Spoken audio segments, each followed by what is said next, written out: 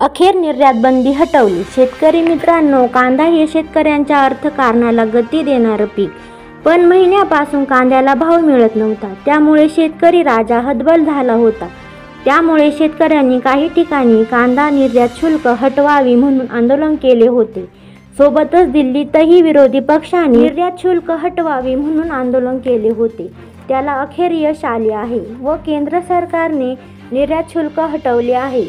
त्यामुळे शेतकऱ्यांमध्ये आनंदाचे वातावरण आहे। या संदर्भाचा बाजारभाव कधीपासून वाढणार आहे याचा एक अपडेट आपण या व्हिडिओमध्ये पाहणार आहोत। महाराष्ट्रातील शेतकऱ्यांसाठी सर्वात मोठी ब्रेकिंग न्यूज आहे। 1 एप्रिल पासून कांद्यावरील 20% निर्यात शुल्क हटवण्यात येणार आहे। केंद्र सरकारने याबाबतचा मोठा निर्णय घेतला आहे।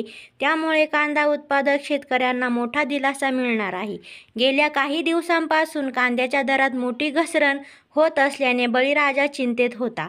अखेरीस शेतकऱ्यांना संकटातून बाहेर काढणारा निर्णय सरकारने घेतला। सर्वात जास्त कांदा महाराष्ट्रातून निर्यात होतो, मात्र केंद्र सरकारचं निर्यात धोरण कांदा उत्पादक शेतकऱ्यांना मारक ठरतंय। वारंवार आंदोलनं झाली, मात्र तरीही केंद्र सरकारनं याकडे दुर्लक्ष केले।